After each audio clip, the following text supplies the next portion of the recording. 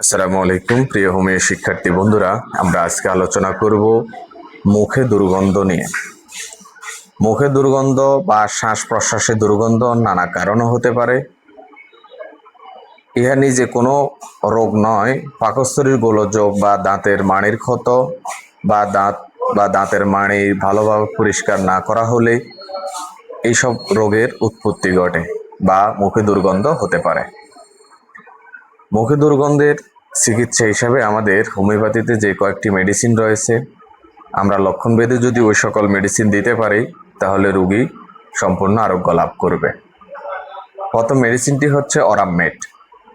যৌবন বয়সে মেয়েদের মুখে দুর্গন্ধ হয়, তথা আমরা অরামমেটের লক্ষণ মিলিয়ে আমরা অরামমেট 200 শক্তি দিনে 2বার করে দিতে পারি।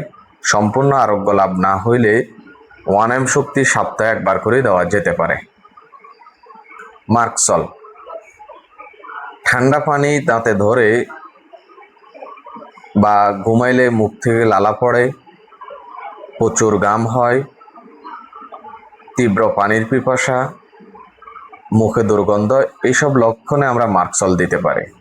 মার্কসল 200 শক্তি দিনে 1বার করে দেওয়া যেতে পারে। পরবর্তী 1M শক্তি সপ্তাহে 1বার করে দেওয়া যেতে পারে। অ্যাসিড নাইট্রিক, ঠোঁটের কোণে ঘা বা মুখ থেকে দুর্গন্ধযুক্ত লালা পড়ে, মুখে ভয়ানক দুর্গন্ধ ইত্যাদি লক্ষণে আমরা অ্যাসিড নাইট্রিক দিতে পারি। তবে অ্যাসিড নাইট্রিক শীত কাতরে রোগী, বদমেজাজি ইত্যাদি লক্ষণে আমরা 200 শক্তি অ্যাসিড নাইট্রিক দিনে 1বার করে দিতে পারি। পুরাতন অবস্থায় 1M শক্তি সপ্তাহে 1বার করে দেওয়া যেতে পারে। সালফার, মুখে দুর্গন্ধে আমরা অনেক ক্ষেত্রে সালফারও দিতে পারি। সালফারের লক্ষণ হচ্ছে রোগী গরম কাতরে, তবে সঠিকভাবে প্রত্যেক দিন গোসল করে না, একটু নোংরা প্রকৃতি বা শরীরে অনেক সময় দাউদ একজিমা বা খোসপাসরা থাকতে পারে, মিষ্টি প্রিয়, হিংসুটে ইত্যাদি লক্ষণে আমরা সালফার দিতে পারি। সরিনাম, সরিনামের লক্ষণ হচ্ছে রোগীর নিঃশ্বাস থেকে দুর্গন্ধ, মাংস পচা কিংবা মাছ পচা গন্ধের মতো গন্ধ বের হবে। তবে সরিনামের রোগী গোসল করলে সমস্ত রোগের উপশম ঘটে।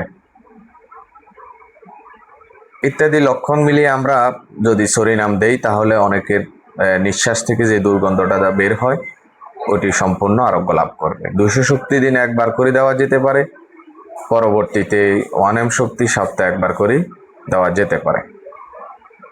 উপরোল্লিখিত মেডিসিনের পাশাপাশি আমরা রোগীকে ক্যালিফস 6X কিংবা 12X হালকা গরম পানির সাথে দিনে 2 থেকে 3বার দিতে পারে। পথ্যপাত্য হিসাবে আমরা এই রোগীকে সকাল বিকেল 2বার দাঁত মাজার কথা বলবো। রাত্রে ঘুমানোর আগে কিন্তু দাঁত মাজা উত্তম। খড়ি মাটি বা চক পাউডার দিয়ে দাঁত মাজা উত্তম। আহারের পর মানে খাদ্য গ্রহণের পর বেশি করে কুলকুচি করা উচিত, যাতে খাদ্যকণা দাঁতের ফাঁকে আটকে না থাকে।